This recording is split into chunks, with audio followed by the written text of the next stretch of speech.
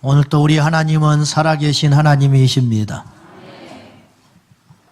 세상 살면서 우리가 장담한다는 건 대단히 위험하고 어리석습니다.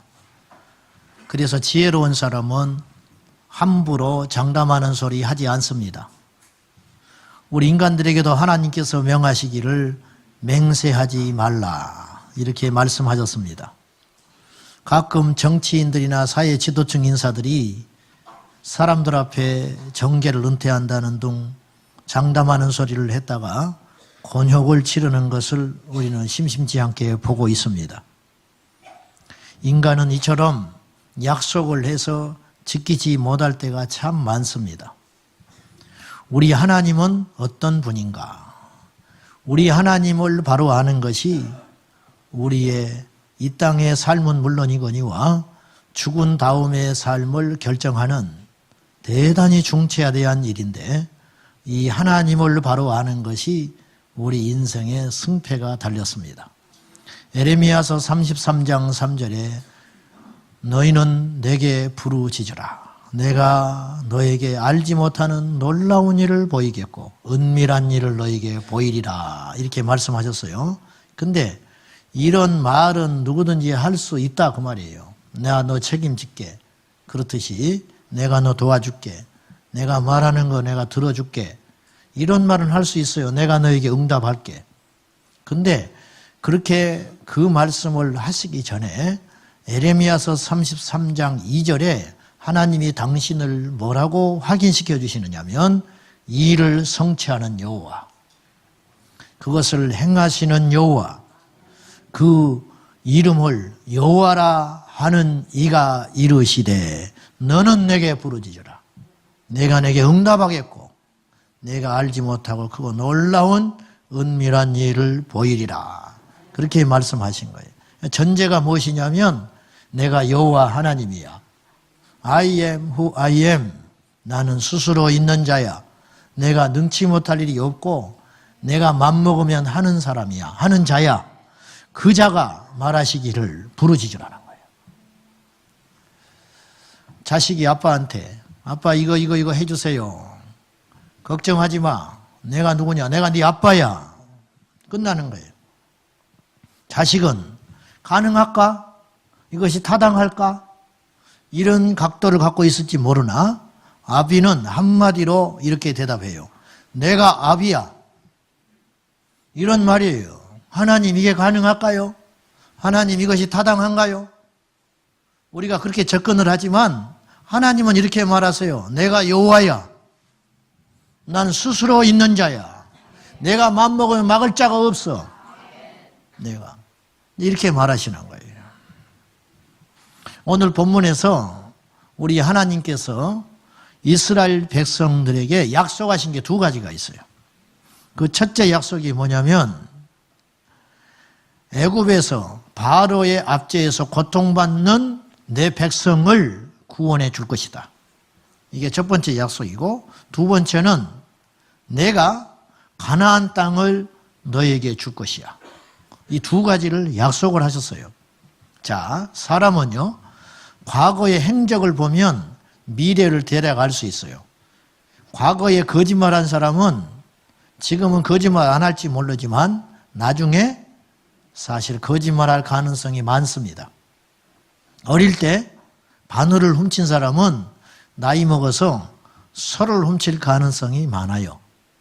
사기치는 사람이 목사가 되면 완전히 거듭나지 않은 사람은 사기꾼 목사가 될 수 있어요. 이것이거든요. 그처럼 우리가 과거의 행적을 보면 미래를 대략 알 수 있다. 우리 하나님께서 이루신 일을 보면 앞으로 하실 일을 알 수 있는데, 우리 하나님은 약속을 하시고 성취하시는 하나님이십니다. 우리처럼 능력이 없어서 마음은 있어도 지키지 못한 약속이 많잖아요. 자식한테 약속해놓고 못 지키는 거, 사람들한테 장담해놓고 못 지키는 거, 그것도 마음속에서 심사숙고하고 말한 소리인데도 불구하고 못 지킬 때가 많은데, 우리 하나님은 그런 분이 결코 아니시다. 흠이 없고 하나님은 능치 못할 일이 없기 때문에 그렇단 말이죠. 우린 성경을 보면서 때로는 감동하지 못하는 이유가 뭘까? 무슨 말이냐면 우리는 재방송을 보는 것과 같아요. 예수님이 부활하신 걸 알고 십자가에 죽으신 것을 보니까 감격이 없는 거예요. 근데 제자들 입장에서 보십시오. 내가 사흘 만에 살아나리라. 엄청난 이야기를 하신 거예요. 그냥 고개 끄덕였어. 그런가 보다 살아난다고 뭐 예수님이니까 그럴 수 있겠지?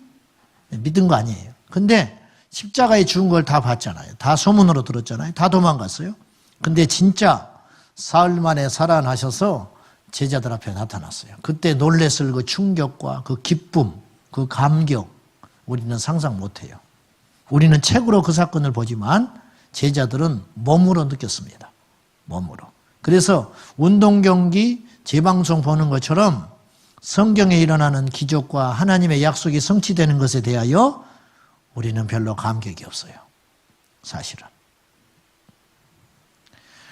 우리 하나님께서 약속하신 것이 다 성취되었고 앞으로 성취될 것입니다. 그 증거가 뭐냐? 옛날에 성취된 걸 보면 알 수 있잖아요.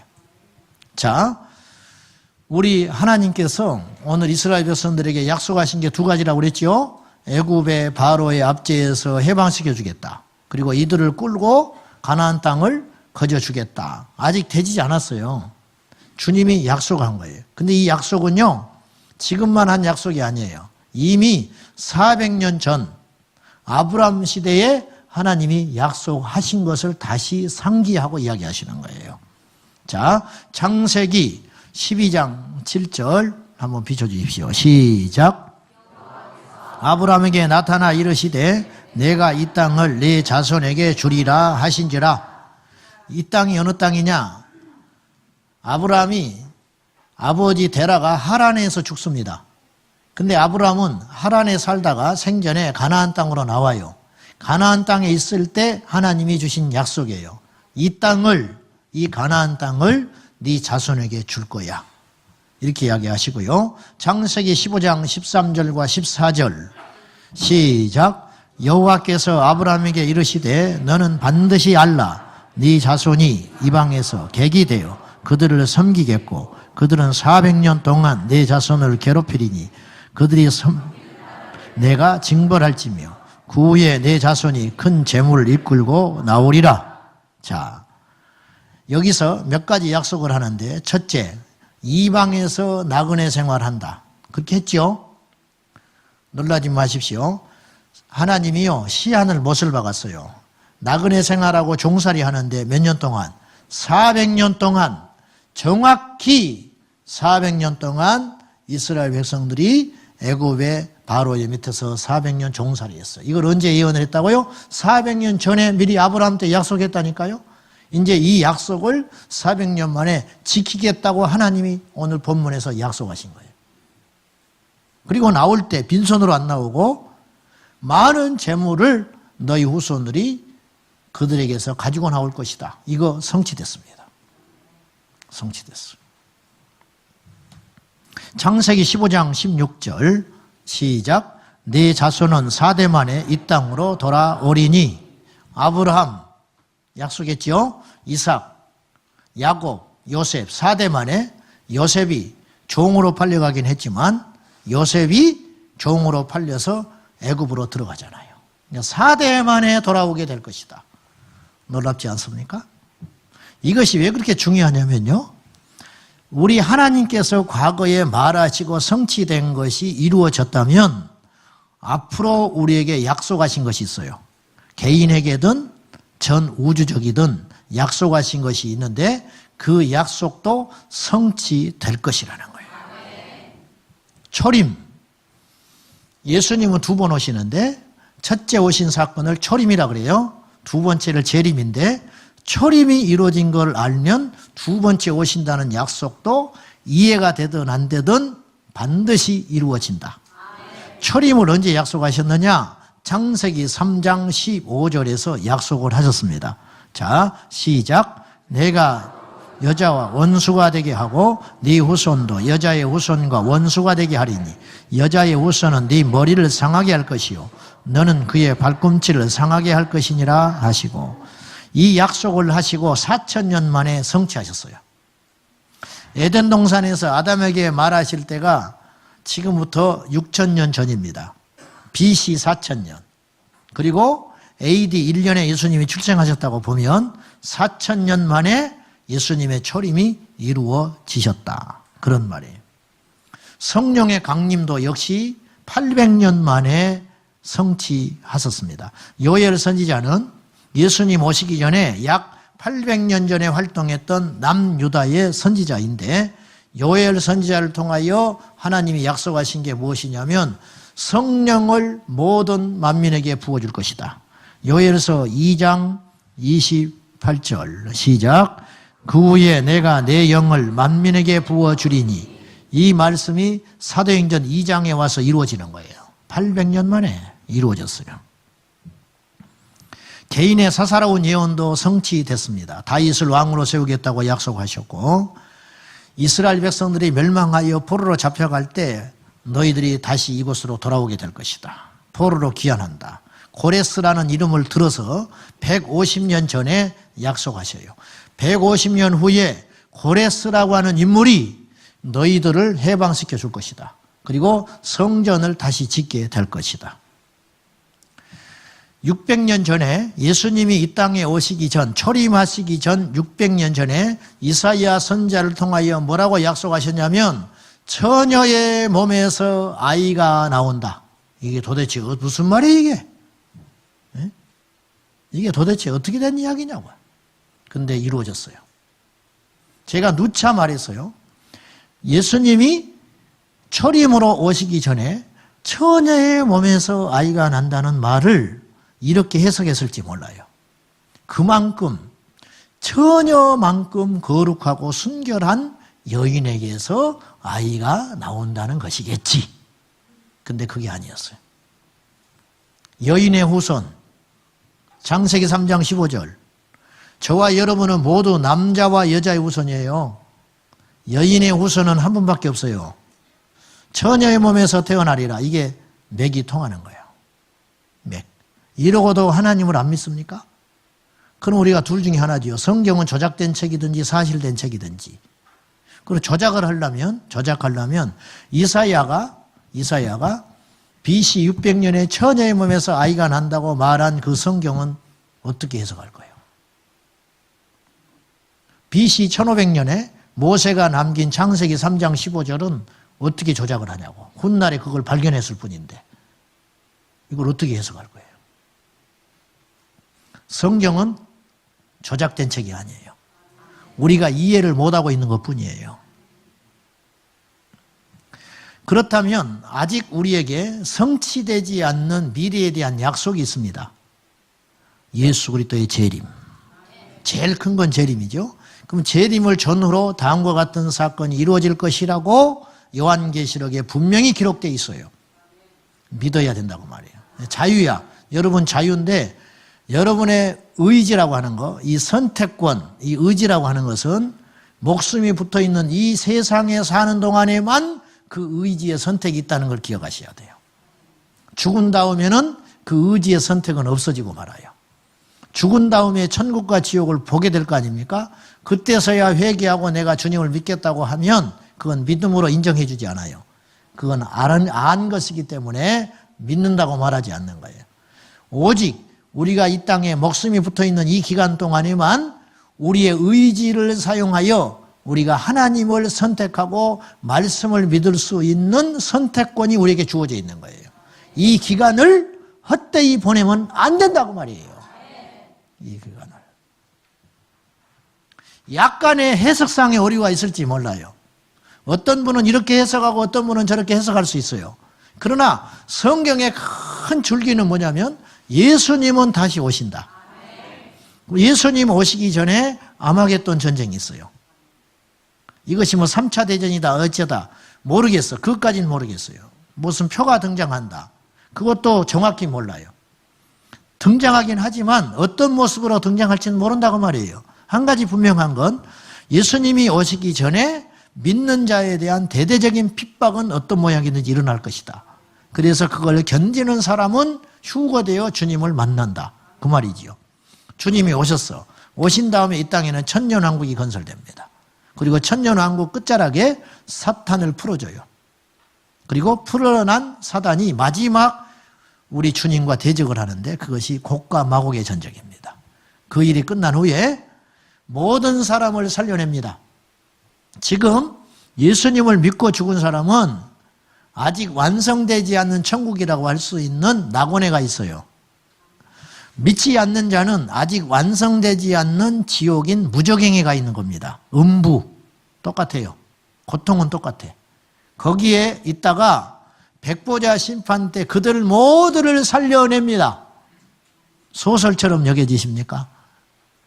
예수님이 처녀의 몸에서 태어난다고 할 때도 역시 반응은 그랬어요. 사람들이.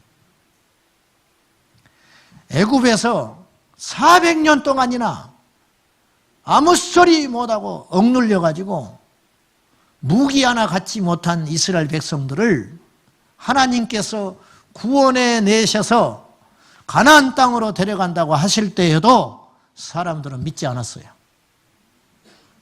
오늘 주님이 다시 오신다고요? 여러분의 자유인데 성경은 분명히 기록하고 있는데 우리 주님 다시 오신다고 말씀하고 있습니다. 그리고 모두 다 살려냅니다. 믿는 자는, 낙원에 있는 자들은 영생을 얻기 위해서 살려내고 새하늘과 새 땅에 들여보내기 위해서, 무저갱 음부에서 지옥을 경험하고 있는 그들은 완성된 지옥에 보내기 위하여 불러내가지고 심판을 하는데, 심판할 때 책이 두 권이 있다. 하나는 이름을 기록한 출석부가 있고 생명록, 하나는 행위를 기록한 행위록이 있다. 이것에 따라서 심판하신다. 그 말입니다. 기억하세요. 오늘 이 자리에 여러분이 와 있다고 하는 것은 우연한 일이 아니고 하나님이 선택했다는 절대적 증거입니다. 여러분, 하나님이 버린 자도 부자 됩니다. 하나님이 버린 자도 형통합니다. 잘 되고 못 되는 것으로 하나님이 나를 축복했다 안 축복했다 말하면 안 돼요. 가장 큰 축복과 선택은 무엇이냐? 하나님이 우리를 예배의 자리로 부르셨다는 거. 한 번 와도 상관없어. 오늘 한 번 왔다든지 누구의 손에 끌려왔다든지 강제로 왔다든지 뭐 빚쟁이한테 돈을 받으러 왔다든지 상관없어. 따지러 와도 상관없어. 이 자리에 와 있다는 것 자체가 무엇을 증명하냐면 하나님께서 여러분에게 구원의 기회를 주시기로 작심했다는 뜻이에요. 사도행전에 무섭고도 놀라운 이야기가 하나 기록되어 있는데, 구원받기로 작정된 자는 다 받더라. 이 말이 얼마나 엄청난 이야기인지 몰라요. 구원받기로 작정된 자가 있대요. 이때 거꾸로 구원의 나라에서 버리기로 작정된 자도 있다는 뜻 아닙니까? 이게 얼마나 무서운 일이에요. 살떨리게 무서운 일이에요. 살떨리게 무서운 일. 여러분, 하나님이 우리를 구원해 주시려고 작심하시고 우리를 부르셨다. 그 말입니다. 예수님의 초림이 완성되는데 4,000년 걸렸어요. 예수님의 재림이 약속된 지 2,000년이 지나갑니다. 2,000년 된 거예요. 그러나 베드로 사도는 우리에게 이야기합니다. 그 약속이 더디다고 하지 말아라. 왜? 하나님께는 1,000년이 하루 같고 하루가 1,000년 같은 이 한 가지를 잊지 마라. 베드로 사도는요, 생생하게 경험을 했어요. 변화산에 가서 예수님이 부활하셔서 하늘의 영광과 형체로 변화되는 걸 봤어요. 베드로가 그걸 봤다는 건 뭘 말하냐면 예수님이 저 공중에서 재림한다는 것도 자기는 확실히 믿어진다, 그런 뜻이에요. 근데 그 당시 사람들이 어찌하여 그걸 지어낸 이야기라고 이야기하는지 모르겠다. 답답하다는 거예요. 교회는 좋은 일 하는 곳 아니에요. 착각하지 마세요. 교회는 아이들에게 영어 가르치는 곳 아니에요. 교회는 천국과 지옥을 분명하게 밝혀서 사람들에게 선택권을 줘서 여호수아처럼 오늘날 택해라. 선택권을 줘서 죄인을 죄인으로 인정하게 만들고 지옥에 갈 자들을 지옥에 간다고 말해주는 분명한 복음, 그것만을 전하는 것이에요. 세상은 이 소리를 못해요. 믿지도 않고 알지도 못해요. 오직 교회만이 이 일을 해야 돼요. 복음이 무엇이냐? 듣기에 좋은 소리가 복음이 아니고 분명한 사실을 정확히 가르쳐 주는 것이 복음이에요. 암 환자에게 당신 죽는다. 그것이 복음이에요. 죄인에게 회개해라. 회개하지 않으면 당신 망한다. 이것이 복음. 복음. 이것이 복음. 당신 이대로 살면 지옥 가. 이렇게 말해주는 게 복음이라 이에요. 복음. 복음을 오해하지 마세요. 복음은 살아계신 하나님을 증거하고 그 하나님을 믿는 자가 어떤 보상을 받으며 믿지 않는 자가 어떤 심판을 받는지 이걸 명확하게 드러내 주는 것이 복음이다. 그런 말입니다. 여러분이요, 이제 여러분은 선택권이 있어요. 여러분이 결정하셔야 되는데요. 우리가 하나님의 말씀을 들으면서도 뭐 재림을 한다는 둥, 어떻게 이게 몸이 변해서 공중을 날아가? 어? 뭐 천년왕국? 그럼 천년 동안 안 죽는단 말이야? 어떻게 안 죽어? 100살도 못 사는데.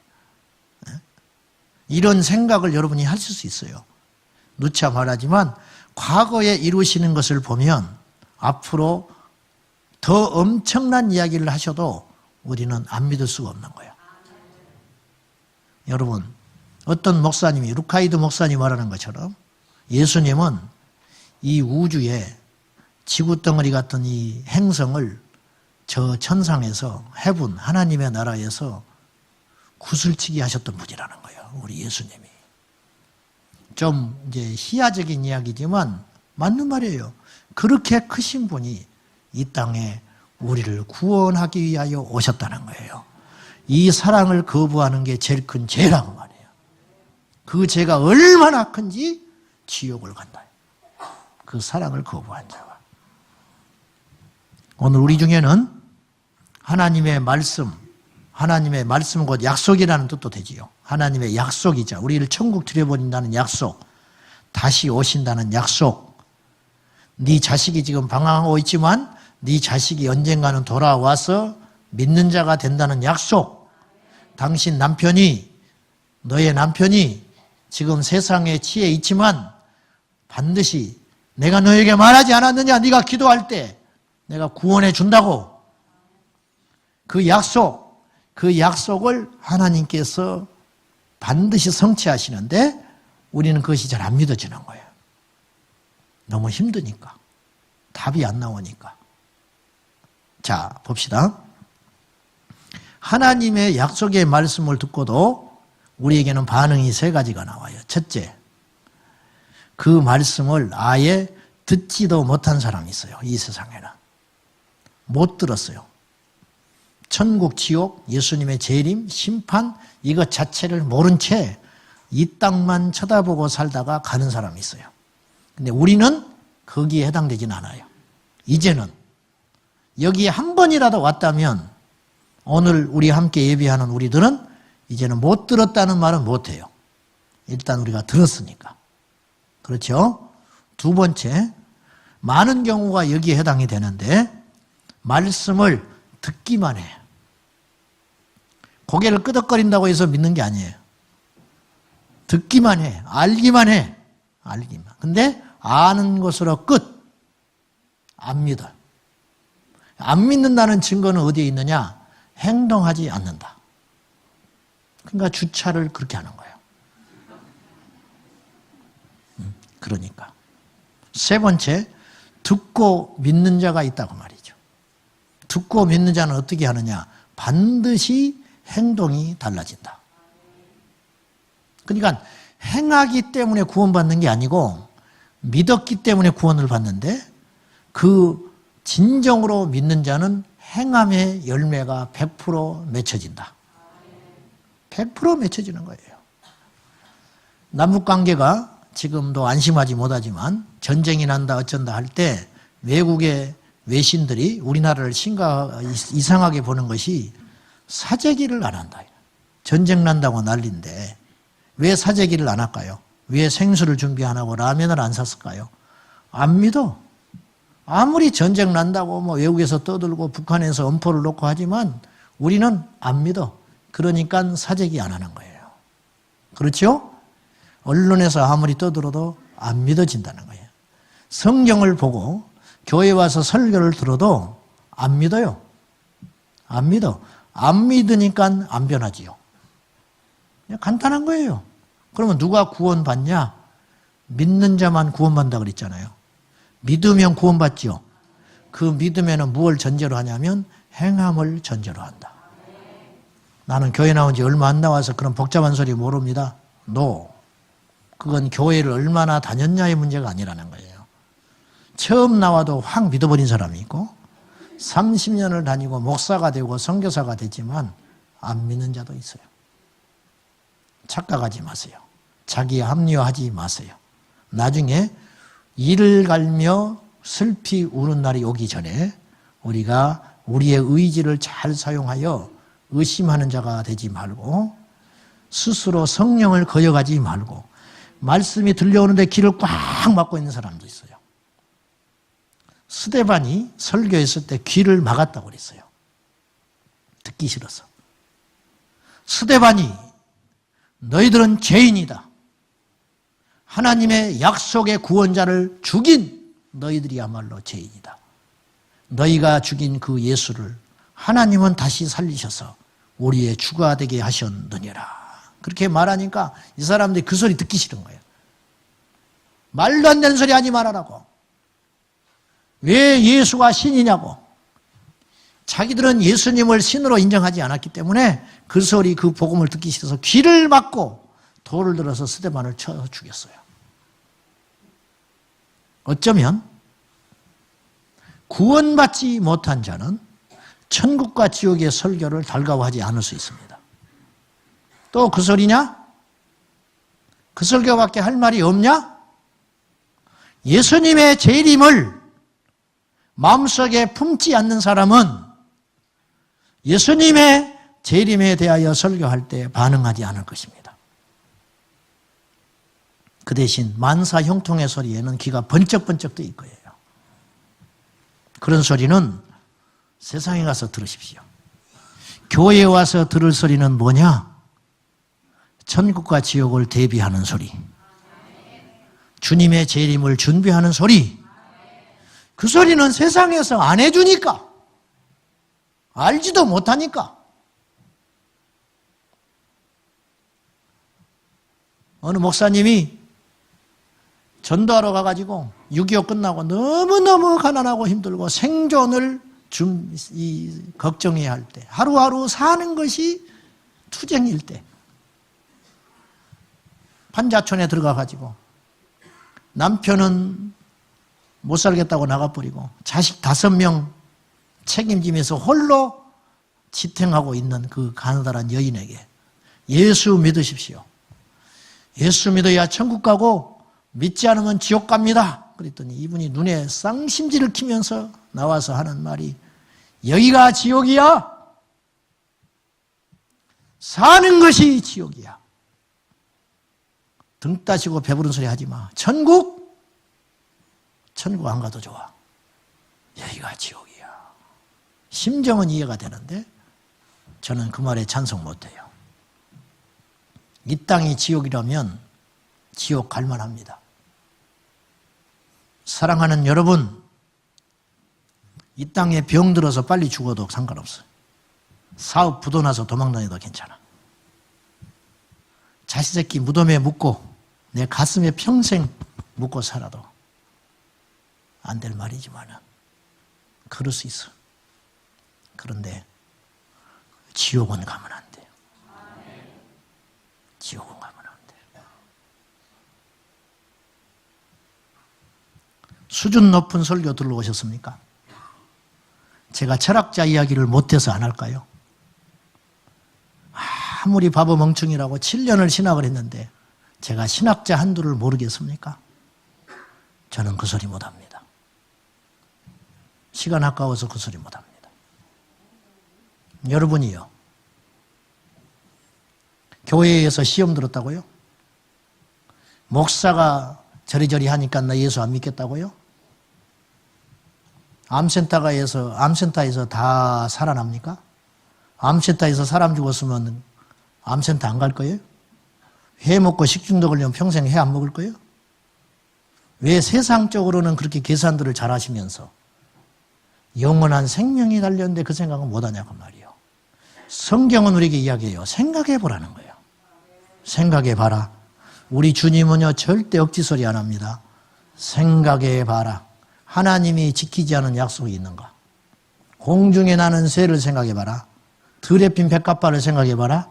그들이 굶어 죽었는지. 안 굶어 죽었지. 그러면 너희들을 내가 굶어 죽게 하겠냐? 굶어 죽는 것은 내가 죽인 게 아니고 죄 때문에 죽는 거야. 죄 때문에. 너희가 응답받지 못한다고 말하지 말라는 거예요.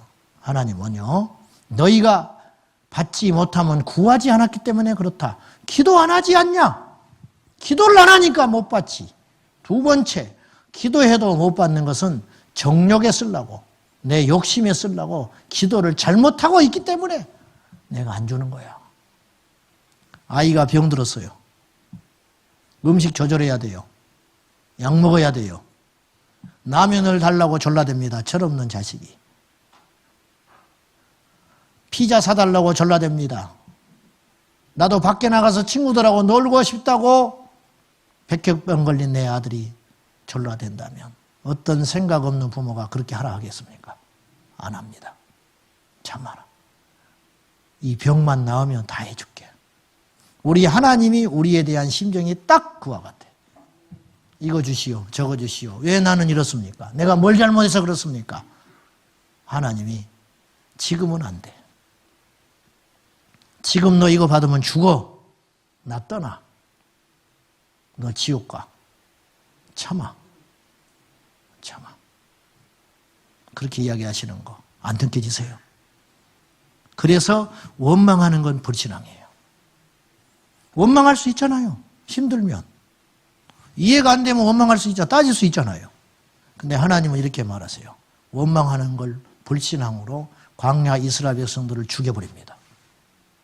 원망하는 건 뭐냐면, 불평한다는 건 뭐냐면 하나님께서 나의 인생을 끌고 가는 것에 대한 불신앙이에요. 믿지 못하니까 왜 이렇게 하냐는 거예요, 하나님이. 내가 뭘 잘못했냐고 이렇게 따져들잖아요. 그렇지 않다. 조금만 참으세요. 이해되지 않아도 조금만 견디세요. 조금만 견디세요. 하나님이 우리 대 아니면, 우리 후대 아니면 제3대에 가서라도 하나님의 뜻은 반드시 성취되는 하나님. 그 하나님인 것을 잊지 마세요. 마지막으로 9절 한번 읽읍시다. 시작. 이스라엘 자손에게 전하나 그들이 마음의 상함과 가혹한 노역으로 말미암아 모세의 말을 듣지 아니하였더라. 어째서 하나님의 말씀은 거짓이 아닌데 우리들은 이 말씀을 믿지 못할까? 마음이 너무 상처받아 있는 거예요. 이스라엘 백성들이 한두 해도 아니고 400년 동안 종살이 하다 보니까 마음이 억눌리고 고통받고 노역, 밤낮으로 모세가 등장하면서 더 힘들어졌잖아요. 이제는 집도 안 주고 피라미드를 건설하게 벽돌 찍어내라 했잖아요. 그러니까 이스라엘 백성들의 마음이 더 하나님의 말씀을 들을 수 있는 여유가 없어져 버리는 거예요. 이해가 됩니다. 우리가 하나님의 말씀을 왜 들으면서도 순종하지 못할까? 우리가 마음이 상해 있고 우리 삶이 너무 어렵기 때문에 그래요. 이해돼요. 이 자리에 여러분 지금 와 계시지만 상당수는 마음은 이 자리에 없습니다. 카드 막아야 되는데, 빨리 가서 가게 문 열어야 되는데, 내 자식이 어제도 안 들어왔는데 이걸로 복잡하지요. 그래서 예수님의 재림 안 들어오는 거예요. 안 들어와. 아마겟돈 전쟁, 아이고 복잡하다. 우리 모친이 예수 안 믿을 때 장사했어요. 제가 천국과 지옥을 믿게 됐잖아요. 우리 어머니가 이 세상에서 나를 가장 사랑하시는 분인데 지옥 가면 안 되잖아요. 내가 난리를 치는 거예요. 울고 협박하고 나 학교 안 가버린다고. 밥 안 먹는다고. 그러면 갈게.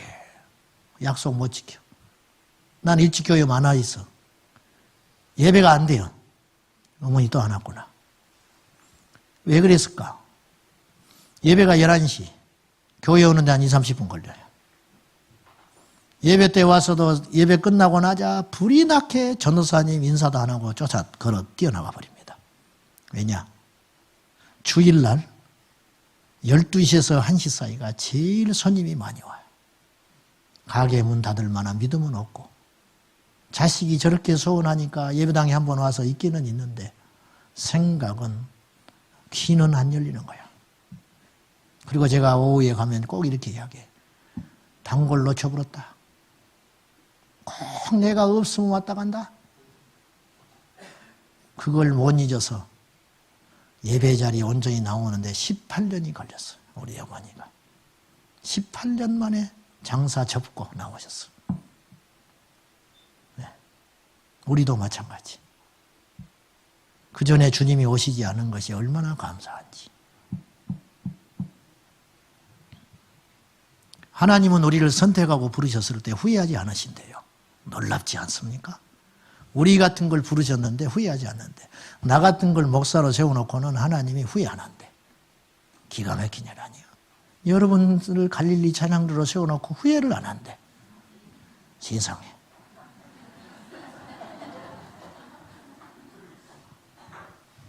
개인적인 이야기에 대해서 죄송하지만은 전 어릴 때부터 항상 나는 왜 이럴까? 나는 왜 이런 집에 태어났지? 식구는 많고 가난하고 가난해도 여유 있는 집이 있어요. 그래도 가난해도 이렇게 모여서 밥도 먹고 우리는 그럴 여유가 없는 거예요. 숙제하다 보면 손님이 들어와. 나보고 빨리 나가래. 숙제하고 있는데. 저는 다른 큰 욕심 없었어요. 단란하게 우리 식구끼리 앉아서 그래서 농사 짓는 게 소원, 농사. 농사를 지어야 저녁에 모여서 앉아서 밥이라도 먹고 웃기라도 하지. 여유가 없이 살았어. 나는 왜 이러지? 나는 왜 이러지? 그런데 이제서 알게 됐어요. 하나님이 나를 선택하고 부르셨대. 세상에. 하나님이 우리를 선택하고 부르셨어. 원망하지 마시오.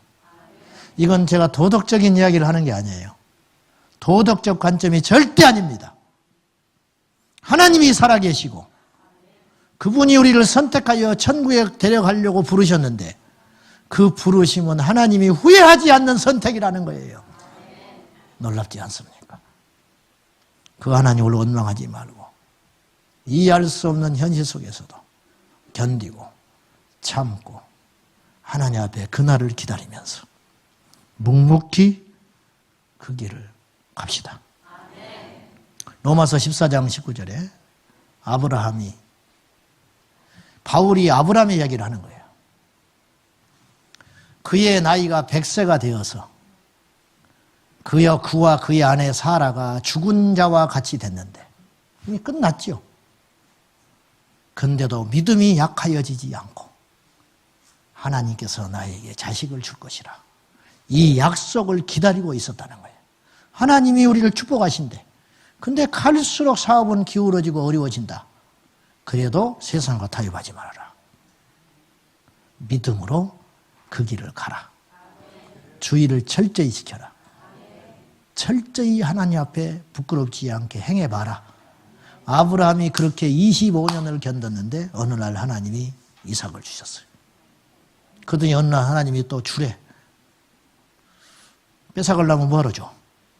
다시 달래. 그때 아브라함이 지체 없이 이삭을 데리고 가서 그것도 번제로 장작더미를 올려놓고 그 위에 결박을 해가지고 도망가지 못하게. 번제라는 게 뭐예요? 죽여서 배를 갈라가지고 내장과 똥을 버리고 불태워서 죽이는 게 번제인데 진짜 칼을 들어서 죽여보려고 그랬다는 거예요. 이 사건을 히브리서 기자는 이렇게 표현했어요.